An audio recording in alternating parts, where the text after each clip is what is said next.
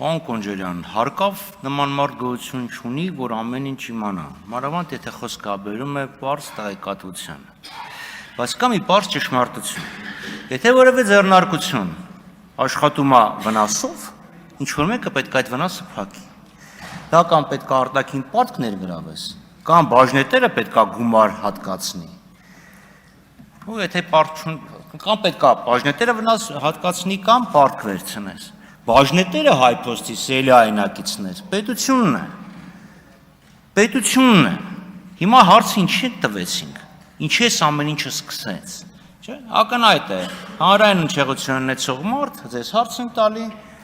դուք ձեր պատասխանի մարտավարությունն ինչ էր,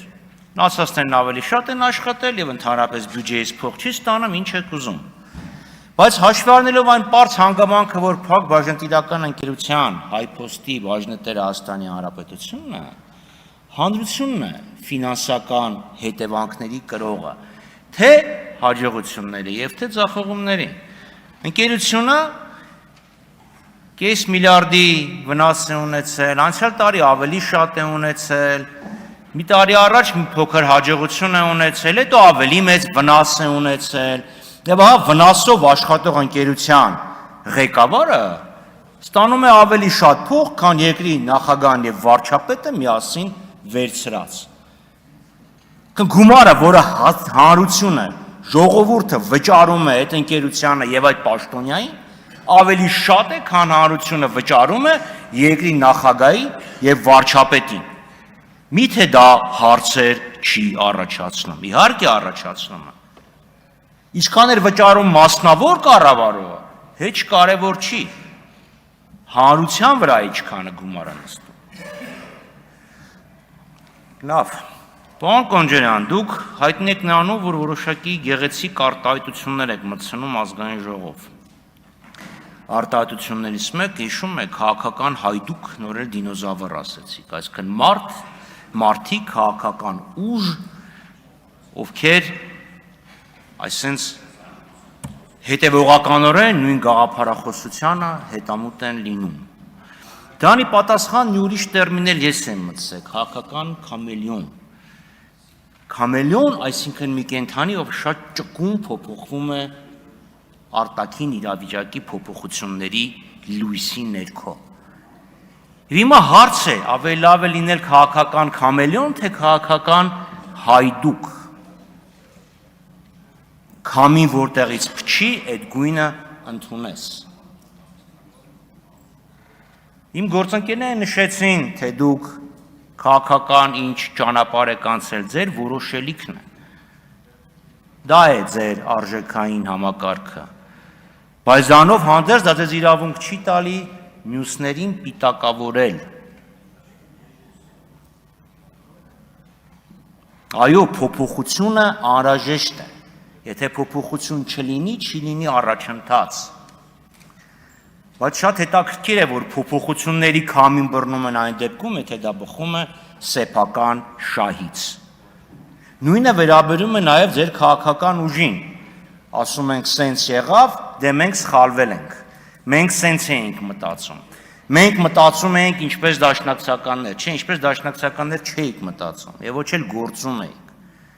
Որովհետև այն վնասը, որը դուք դրեցիք, որևէ մեկ ուրիշ չի բերել։ Եվ հիմա, քանի որ հարց ու պատասխանի ընթացքում ժամանակ չեղավ պատասխանելու, այդ հարցն արծացելու, ես սենց խոսեմ, ակնկալելով, որ ինչ-որ մի բանով կանդրադառնաք նաև իմ այս ասածին։ Դուք ասում եք, մենք գիտակցել ենք մեր սխալը։ Ոմանք ձեր կուսակցությունից ասում են, մենք նաև մեղահական ենք եկել։ Ես հիմա ուզում եմ հասկանամ, երբ եք մեղահական եկել։ Քանի անգամ Նիկոլ Փաշինյանն ասել, ես պատասխանատու եմ, բայց արդյոք ես մեղավոր եմ։ Ես ուզում եմ ասել է։ Ես փորձում եմ մեղադրական եզրակացություն գրել, չկարողացա, միգուցե ինձ օգնեք։ Հետ էլ մի ուրիշ արտահայտություն, տեղ բառերը կարող եմ մի քիչ խառնեմ, բայց իմաստը դա է։ Այսինքն դուք ինչ եք ասում եք, հա, մեղավորներ պատասխանատու են, բայց կան մեղավորներ։ Ովքեր են այդ մեղավորները։ Դե իհարկե նախկիններն են ձեր տրամաբանությամբ։ Բայց հիմա որ դուք ասում եք, մենք մեր սխալը գիտակցեցինք, դուք էլ ձեր սխալը գիտակցեք։ Մեր ոչ մի սխալ այդ հետևանքը չի ունեցել, եւ ինչը որ մենք ընդունել ենք, որ սխալ ենք արել, անկեղծ ընդունել ենք, այլ ոչ թե ասել ենք, գիտես ինչ կա, պատասխանատու ենք, բայց մեղավոր չենք։ Եվ այդ նույնը հիմա կապեմ խաղաղության հետ, ասում եք առաջի անգամ ժողովուրդը ընտրություն կատարեց խաղաղ պայմաններում։ Որն է խաղաղ պայմանները, որ թշնամին քո տարածքում է գտնվում։ Այդ Գորիսում բուն դրած ադրբեջանցիները չսովածացան դեռ, հիշում եք ձեր շտաբի պետն ինչ էր ասում։ Էսա ասում ա, կսովածանան կգնան տուն։ Ջերմուկում ներողություն եմ խնդրում, ջերմուկում ասում էր, էսա կսովածանան կգնան տուն։ Որ դեպքում խաղաղություն, եթե թշնամին նման լկտի ձևով միջամտում է Հայաստանի Հանրապետության ներքին գործերին, պարտադրում է, որ մենք փոխենք մեր սահմանադրությունը։ Խաղաղությունը եւ անդորը տարբեր բաներ են։ 100-ամյա պատերազմը, որ եղել է Անգլիայի եւ Ֆրանսիայի միջեւ, ու չի նշանակում ամեն առավոտ անգլիացիները եւ ֆրանսիացիները ռեժիմով գնացել են կռվել են իրար հետ։ Եղել են մարտական գործողություններ եւ եղել է Անդորի ժամանակաշրջան։ Մենք Անդորի ժամանակաշրջանի, դադարի ժամանակաշրջանի մեջ ենք։ Բայց սա խաղաղություն չի։ Խաղաղություն կարող է հաստատվել միայն եթե կողմերի կենսական շահերը եւ իրավունքները պաշտպանված են։ Կենսական շահերը։ Իսկ Ադրբեջանը անընդհատ մղում է դեպի եզր, անընդհատ իր պայմանները ավելացնում է, Թրիփի մասին խոսեց ձեր կուսակիցը, ձեր կարծեմ պարոն Աղաջանյանն էր։ Հիմա ակնհայտ է, չէ՞ Թրիփը ինչպես տեղի ունեցավ, ինչին 95 թվականին ապրիլ-մայիս ամիսին ադրբեջանցիները ռմբակոծում, ինչու Մարկո Ռուբիոն հայտարարեց, որ պետք է քայլեր ենք ձեռնարկում, որ Հայաստանի նկատմամբ ներխուժումը դադարեցնենք, կանխենք։ Հետո բացառապես վերջերս, երևի մի շաբաթ առաջ, Al-Monitor-ի վստահ եմ հոդվածը կարդացել եք, երկու անանուն աղբյուր ինչ են ասել, ինչպես բացվեց Թրիփը, եւ դա դուք կոչում եք խաղաղություն։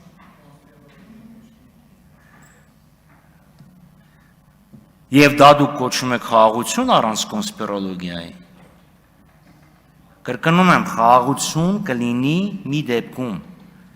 եթե բոլոր հարցերը, որոնք կան կողմերի միջև, լուծվեն այնպես, որ բոլորի կենսական շահերը պաշտպանվեն։ Այն ինչ դրված է սեղանին, որը դեռ նախաստորագրված է ընդամենը, այն պահանջները, որ Ադրբեջանը ներկայացնում է, մեր կենսական շահերին հակասում են։ Այլ խնդիր է, որ դուք պատերազմի սպառնալիքով ժողովրդին վախեցրեցիք եւ զրկեցիք ազատ կամքով, ազատ ընտրությունների մասնակցել։ Ադրբեջանը եւ դուք կառավարությունները ժողովրդին բերեցիք մի վիճակի, որ վախի պայմաններում չկարողացան ճիշտ կողմնորոշվել։ Չքվեարկեք, այսքան էլ ճիշտ, չքվեարկեք այս մի ուժին, այլապես կլինի պատերազմ, դա նշանակում է ընտրության իրավունքի սահմանափակում։ Սան էլ գումարենք փառապանծ ուժային կառույցների գործողությունները։ Ինչևէ, տիկնակ եւ պարոնայք, Հայաստանի Հանրապետությունը զելայնակիցներ խաղաղ պայմաններում չի ապրում։ Եվ եթե մենք այս իրականությունը փորձում ենք չտեսնելու տալ, վարում ենք ջայլամի քաղաքականություն, ամեն հաջորդ օրը ավելի ծանր մարտահրավերներ է մեզ բերում, քան թե յուրաքանչյուր նախորդ օր։ Պետք է առերեսվենք ճշմարտության հետ, ճիշտ գնահատենք իրականությունը, որպեսզի այդ իրականությանը հարիր լուծումներ գտնենք։ Շնորհակալություն։